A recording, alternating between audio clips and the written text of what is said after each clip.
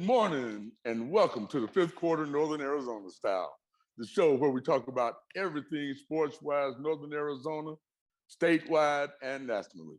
My name is Danny Neal, and I'm your host for the day. And of course, we have my partner in crime sitting there, the man, the myth, the legend, the coach of the year, the man that took his team to the state championship last year, the man who's been to 16 state tournaments.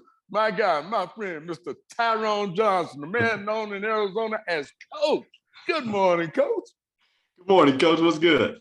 I'm feeling good this morning, man. All right. Yes, sir. You looking good, feeling good? That's the way to start off Friday, man. I guess I should have shaved. Now that I see myself here, man, but it's all right. It's all right. You look great, you look pretty debonair like that, man. You look distinguished. You even look like you may have a little bit of knowledge with you. So, hey, man, that's them books. That's them books, man. So cool, man. So how your week going? Tell us about it. The week has been just a blur. You know, we got all this all this rain, and so just trying to make sure things go well with work. But the weekend was long and presented some challenges, but we were able to pull off the tournament pretty well, and we got through it. So things are good. No complaints, man. Things are good. Yeah. You know, I mean, you're the only guy that can be throwing a tournament in one facility, and the electricity lights go out, and you can move the whole tournament to another facility and keep going. Well, that's magic, man. That's magic. So kudos to you. It was a tournament this weekend. We had teams from all over coming in, and at your facility, you had that little mishap where the lightning hit, lights went out at flag high, and you pulled your little strings, like you playing the guitar for the Commodores or somebody, and got everything moved to Coconino. So kudos to Coconino High School, Flag High School, and the FUSD school district for working together and pulling that off, man. Because I can say that there were some people from out of town who's like, man, y'all, the school district works that well together? I'm like, yeah, man, that's a beautiful thing. So, hey, kudos to you and FUSD and Coconino High School. Thank you. Yeah, no, absolutely. Just reaching out to Eric Freeze and him being willing, saying, hey, go ahead, go for it, and just getting everything over there. We only got delayed for about an hour and 15 minutes or so, but we were able to get it in. People seemed happy with the fact that we weren't canceling games and that we were going to push through and we were going to finish the tournament. We didn't have to move just to one facility, and people couldn't get out here to 10 or 11 o'clock on a Sunday. So it was good. So yeah, thanks to Freeze, thanks to Brandel for always accommodating us. And then of course, thanks to Sanawa Middle School for allowing us to get in there and get things done. That's right. So that's all good stuff. So, I mean, with school starting, we get all these school sports starting up, and we see cross country and football and all this stuff getting started, man. It's a great time for high school sports in this town. Yeah, the fall sports, they come, and then that's just the indicator that the year is supposed to really start going fast. As soon as games and meets and events start, then after, before you know it, it'll be trials for basketball. Before you know it, it's state playoffs. Before you know it, we're back in spring sports and back here again. And another senior class graduating. Yep. So first of all, we want to make sure we remind everybody, please subscribe to the fifth quarter, Northern Arizona. Give us your likes. And as we move forward with these high school sports, and you have something that you want to bring to the show, you think it'd be interesting for the people to see, hey, Coach Johnson or I, we're not hard to find at all. So hit us up, send us a message and let us know, hey, because what we'd like to do maybe is get out to some of these events. If somebody has some videos that they would like to send us of some of these events, hey, just hit us up, and we want to move forward and really put our local athletes out there. Yeah, absolutely. And it doesn't just have to be high school. We got youth sports that's starting up with the youth football. We have, fall soccer leagues, just whatever people want to see and want us to cover, just let us know so we can get out into the community and just really highlight the athletes, coaches right here in Flagstaff and then, Northern Arizona. Hey, and one thing I noticed yesterday, man, is this: I have a few neighbors who are runners, and I was talking to them, And one of them, MJ, who's a lawyer over it, has her own little practice, was mentioning the fact that she ran college cross country. And say when she moved to Flagstaff, she came in and thought she was going to be the catch me out. You know, hey, I done ran college. I'm good. And say she got here and seen the runners. I guess there's a group, and I want to get in touch with them. I'll talk to her, that they just meet and run. And I know that I was at group yesterday. I just seen a bunch of just everyday people just running. And in that, they were telling me how there was something like, just living in Flagstaff, 27 medals won in the Olympics from people right here in Flagstaff. People in Flagstaff won more Olympics than some countries. So we really want to highlight that running community a little bit more too. So if you know anybody, hit us up. Yeah. Now, one thing that you won't see me doing is getting out there trying to run with them. And so if you can catch them, you bring them on. Other than that, not get to have them. Hey, man, I'm going by a phone call and walking 2 doors down and knocking on the door. But anyway, man, hey, you know, we're talking about all this, and we're talking about all the running and all the things that's going on right now. And that brings us into our guests, man. These have been some great guests. And the guest we have today, a man that it's just an honor to have him here. You know, this guy, you could talk about Stan Gill, you could talk about David Winsley, Caesar Polk, Tony Cullen, Greg Turner. You could talk about James Dugan, all these people with all these yards. Nobody has more yards running from end zone to end zone than our guest. And that's Mr. Bob Oberhardt. Good morning, Bob. How you doing? Good. How are you? Oh, man, it's so nice to have you, man. I just smile thank seeing you. How are you doing this morning? Everything's just rolling along. The sun came up. And how's that lovely wife of yours? She's doing fine. Thank you. She's my computer guru. I'm here. Well, we like that. And before I ask you what I was going to ask, told you I was going to ask you earlier before a certain person came on.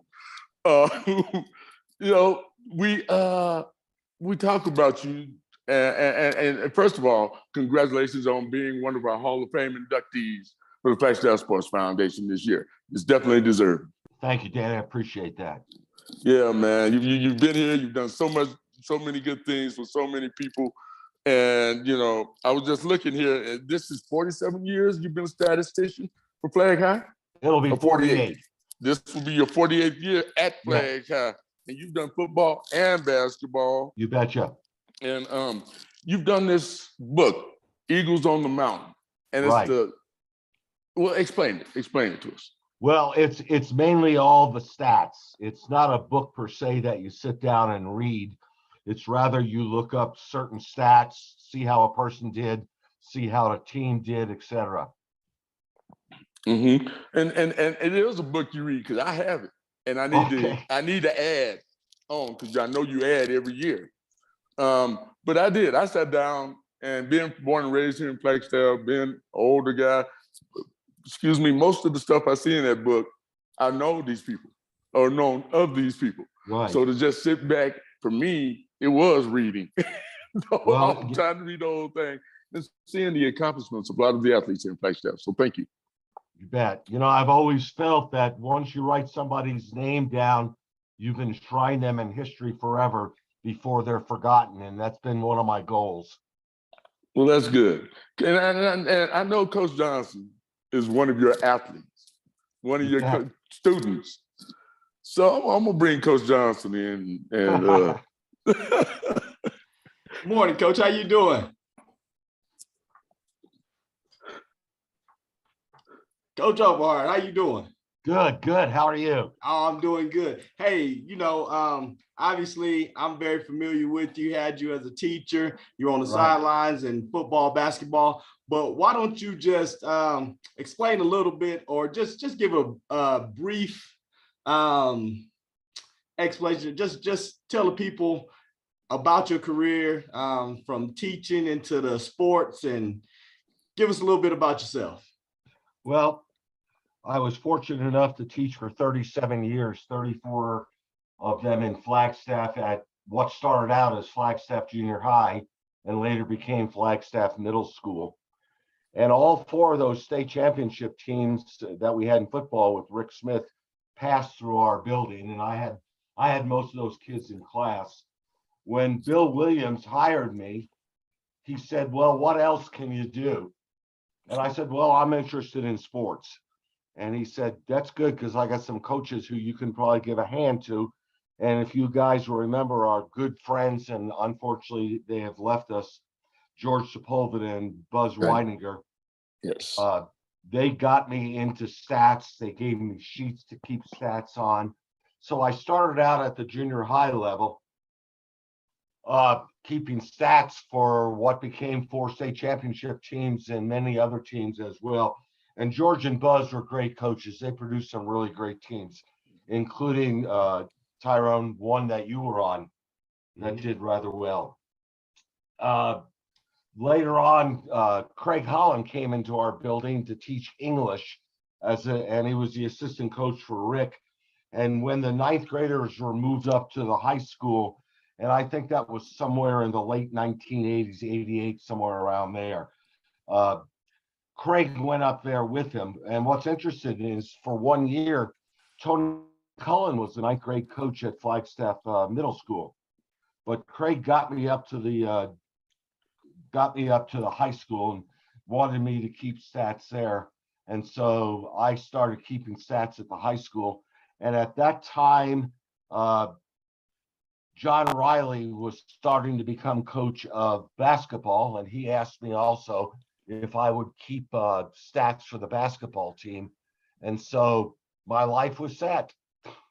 I wasn't a great athlete in school. I was always on athletic teams, didn't see that much action. And I knew if I wanted to stay in touch with athletics, I would have to find another way other than playing to do it. Well, I think you definitely made your mark, especially here in Flagstaff. In the you know, the book that you keep in the stats, you also put news articles in there, and so it's just a great piece of work that you've done over the years. Well, thank you. Speaking of it, can you give me memory a game, one of your, I guess, most awe-inspiring moments that you witnessed as a statistician on the sidelines? Well, I'll tell you, there was a state championship game which we beat, I believe, was Gilbert, 7-6. Not much time left in the game, and Daniel Casados caught a pass over his shoulder, and we won 7-6 with no time left on the clock. That's about as exciting as I've ever seen a football game. And of course, there have been others, but that one matches it. And then I believe there was a younger Johnson who played basketball for Flag High, whose father coached him in the playoffs a 3 years ago. And we threw the ball down the length of the court, and Tempe got the surprise of their life. That was exciting. In fact, it was so exciting, my sister had seen it on TV back in Indiana and gave me a call. Oh, wow. Wow. You didn't know that, huh, Coach? I didn't know that it had travel like that, but you know, that definitely was a fun moment. Heck, I was finally able to be a fan and just jump up and down and go crazy in the stands at that moment. And so that was a fun moment for me and my family, for sure. You betcha. Right. So, well, you know, you had a lot of exciting moments, and you say you were there for all 4 state championship teams. I was, but I wasn't keeping stats yet for Flag High. Really? I was still at Flag Middle School or Flag Junior High. Okay. Well, I can ask you this without being, you know, not making anybody mad. Out of those 4 teams, which one was the best? Oh my God. Well, I'll tell you which one was the best, Danny. And this is the one that was the best is the team that didn't make it. And that was the year before. With Nathan Joe and all of them. Yes. Roger Teague was on that. Craig Topp was the quarterback. Stan Gill was young. Tony Cullen was young. And we lost that game. And I've seen Roger a couple of times in the last few years. Matt Kendall was on that team. There were just a whole bunch of kids that I felt that should have won a state championship. But the best of the lot, wow. I don't want to put anybody on the spot. No, if you think that was the best team, then that was the best team. The best team doesn't always get the glory, you know? You know, I think they went as far as the semis, if I remember correctly. Yes. But of the four that did make it, I think that first one set the mold. They set what it was gonna take to do it. They set the work ethic, and they went 12-1. I mean, you can't beat that. Right. And like I said, I was at those games. The thing I remember about the game that they lost, I think Puffy Hickman was playing on that team. That's right. Correct? And Puffy was the quarterback. Was the quarterback on the state championship team. Right. And waiting on that game, and before the game, Donnie Joe showed up. And that's when Donnie Joe had just went to playing pro football. That's right. And looked up and standing on the sidelines was the first really known football player, pro football player from Flag High, Donnie Joe Hickman. And that just sent the crowd, wow. And that's the thing I remember about that night. You know, I want to tell you guys something that, pardon me, that has struck me over the years. And I think it started with Flag High and Black players being welcome on a team. I've talked to some people who were there in the 1955 state basketball championship when Fred Anderson placed 5 Black American players on the floor and caught flack for that and won a state championship, including, was the older Poteet Chuck or Charles? I can't remember. Charles Poteet. Charles Poteet was on that team. I think Mike Flournoy was on that team. Mike was on that team, yes. Jerry Ulrey, I think it graduated the year before, but I think Flag High in the area of sports, when you mentioned, I had Puffy in class, and he was a character, just a great kid. But in my research, a lot of people have forgotten, I believe, the first Black quarterback who really set the mold, and that was Clyde Joe. Yes. Clyde was one heck of an athlete in basketball and football and baseball, and just a plain nice guy all around. And he took us down to Yuma in 1960, and we were in the first Arizona. It ended in a tie, and we were in a playoff situation where they counted yardage and so forth. And Clyde took us down there and won that game. Fred Anderson, John Ply, Don Clark, who's now gone, unfortunately, and so is John. They didn't see a person as black or white. They saw green, and who could do the best for the team. And I wish I could have seen that 55 game when Fred put those 5 Black American players on the court and they won a state championship. I think that changed the entire state.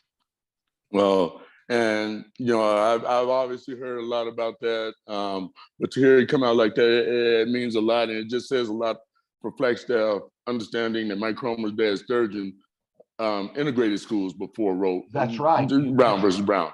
So Flagstaff has been very, very ahead of their times in a lot of very important issues, and people like you, we want to thank you for doing that also. And I say Clyde Joe is my brother-in-law. Is that right? That's right. And you talk about him being the first Black quarterback. I remember him telling the stories how they had him on the line when he first got to high school. And after practice, the quarterback was clean and he was muddy. He told the coach, I want to do what he does. And they gave him a chance. From that point on, he stayed the quarterback. Talking about Puffy Hickman, when I knew him in school, he was not a very tall young man. And a couple of 3 years ago, I was at a JV game, and I feel this guy, somebody was tapping on my shoulder. And I turn around and I'm looking at somebody's belly button. And I look up and he says, Mr. Oberhardt, you don't remember me, do you? And I looked at him, I said, no. He said, well, I'm Puffy Hickman. Well, I guess he went into the Army after high school and he grew in the Army. And he's a pretty tall guy now. Yeah, he's still around, Coach. That's good stuff. He was a great kid. Right. And shows like this, I feel I'm leaving Coach Johnson out, but Coach wasn't born yet. You know what? I don't want to go there because I'm in like triple figures now. But how was Coach as a student and as an athlete? Do I have to tell the truth or just move on? We won't. Probably move on. I've been waiting for this, man. We need some good stuff. You know, I'm going to tell you honestly, Tyrone, when he got into the classroom, was a good student. Yes. Because I knew his grandmother's telephone number. And he was always very true. Everybody had that number on speed dial. You know, my mother used to say she had good kids as long as she could see them. And I guess I'll have to say that about Tyrone, although I never heard of anything but good. As long as I could see him, he was a great guy. Who was a better player, Tyrone Johnson or Trevor Johnson? Oh my gosh. Well, we're talking about a disparity in height. I think the older senior Mr. Johnson had some moves that the younger Johnson, Trevor did not pick up because he could operate above the rim. And Coach Johnson couldn't? I'm sorry? Coach Tyrone couldn't? No, Tyrone could operate above the rim. Yeah. Oh, he could. Yeah, I played above the rim frequently, and Trev, he got to play above the rim, but we just had different styles, and I could catch bodies. Trev was more of a breakaway dunker, that type of stuff. You know what I mean? Mm-hmm. But I appreciate that, Coach, because now when Trev listens to this, then I can have one up on him. So I appreciate that. Yeah, I think we really missed something in Flag Eye history that a lot of people don't realize. That Coach was a football player also. Yes, I tell people about that. And I often think if he had not, and remind me, Tyrone, you twisted your ankle, didn't you? No, I tore my PCL when we played 10P in the dome when they were like 18th in the country or whatever. Right. And I tore my PCL and I couldn't play the rest of the year, obviously. Well, I can close my eyes and say, God, I wish he could have played all 4 years as a quarterback, because I think he'd be right up there with Clyde and Puppy and really have done a great job. He had all the tools, and anybody who could see over the offensive line certainly had an advantage. Right. And my understanding is that even as a freshman coming in as a quarterback, he had Pac-10 schools looking at him. Yes. Mm-hmm. So I can't recall any of them by name, but I know he did. Right. So, I give Coach Johnson grief about that, man. I don't know how. When you got Pac-10 teams looking at you for football and you go D1 basketball, I guess he did all right. Yeah, and he was the first Flag High player since Stan Gill that a Pac-10 team really took an honest look at. Really? Yeah. I don't believe that. Well, okay, I'm gonna go along. Since you said it, it's just like the Bible, so I'm gonna go along with that. Man. No. I'm not gonna swear on the Bible yet. No, I ain't saying swear on the Bible. I'm just saying you the truth. It's Flag High News. You are the truth, and nobody can deny you. So that's just one thing else he got on me. So I guess I gotta live with it. I'll tell you what. Unlike when Stan was being recruited by Stanford and the coach flew in a private airplane, I didn't see anybody flying in for Tyrone. He just did it on pure talent.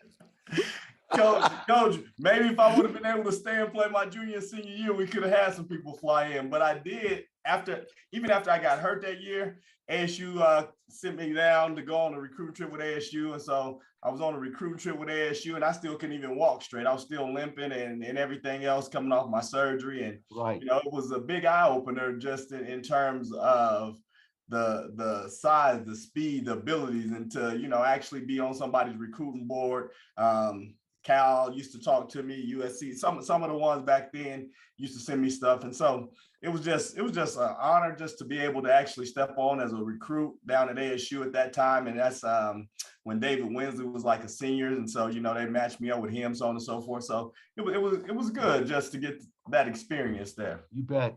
You know, but I can still close my eyes and see you on a field. I think you would have done a great job. I appreciate that for sure, Coach. I appreciate that. Well, no, Coach, you know, as we get to the end of the show and everything, you know, and we have people with the knowledge and the wisdom as you, we have a special feature in our show. And we ask for that little golden nugget to come out with some great information for not just our young people, but everybody. So it's that time of the show for Coach Johnson's golden nugget question of the day for you, Coach, Mr. Oberhardt. Coach Oberhardt, I had the same reaction every time he do that da da da da. I'm like, oh, man, we gotta get a theme or something so we can go away from that. But seeing as many student athletes come through as you have, is there a difference between the athletes, the Stan Gills, you know, David Winsley's, just the athletes of the past in comparison with the current athletes? Do you see a big difference in between the generations? I do. And it's not bad, nor is it completely good. I think we have finally gotten to a point. Well, let me backtrack. Those kids who won that first championship, if I remember correctly, they didn't win a game as freshmen. And they had this hunger. And they built on the hunger. And what always astounded me about teams such as you played in, Coach, was once they crossed that white line, they could hit a button and they became totally immersed in the game. I don't see that a lot now. I don't see large numbers of kids trying to get other young players up for a game. I don't see players who never miss a day of practice, that whether they're starters or second stringers, they're there every day. And I think that's what marks the workmanship of a team, is your commitment. You almost have to go out and ask kids to come out. They don't want to come out on their own unless they're asked. And I think that creates problems for coaches. Oh, absolutely. Absolutely. And we'll end with this question, Coach. This will be the golden nugget question. So what do an athlete need to do, in your opinion today, to really make an impact on the team and or sport that they're participating in? You know, T, I don't think it starts at the high school level. I think it starts at the elementary level, and that is the formation of good habits, whether they be academic or athletic, and the formation of commitment. If you're going to play a sport, you have to commit yourself to becoming better at it, and that's incrementally. You don't become better overnight. You just don't do that. We've got a young man who's going to start for us this year, who started as a quarterback in his freshman year, and he's now a running back. But every year he's been in the weight room, and every year he's asked questions, and every year he's gotten better. You've got to have that commitment, whether it's academically or athletically. And speaking of, as a former teacher, you don't play sports unless you commit yourself academically.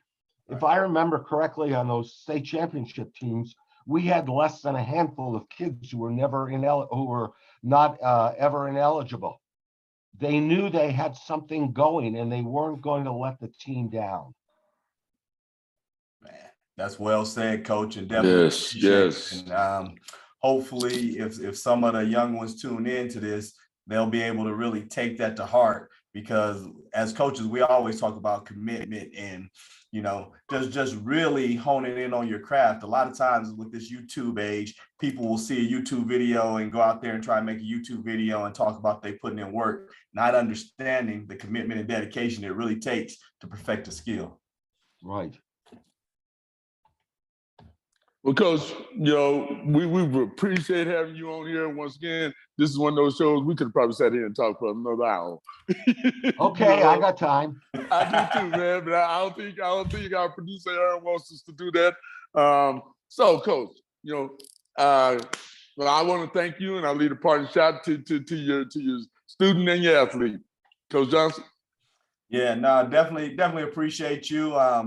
Appreciate everything that you've done for countless students in the classroom. Appreciate the history that you've put down for everybody that's done came through Flag High since you started, taking the stats to where they can look back and they can share those moments with family, friends. They can reminisce. And so, Coach, I respect you, not just as a person or not just as a teacher, not just even as a coach, as a mentor. And as I got older, I told Coach Neal as a friend. And so I just really appreciate our relationship, and thanks again for coming out.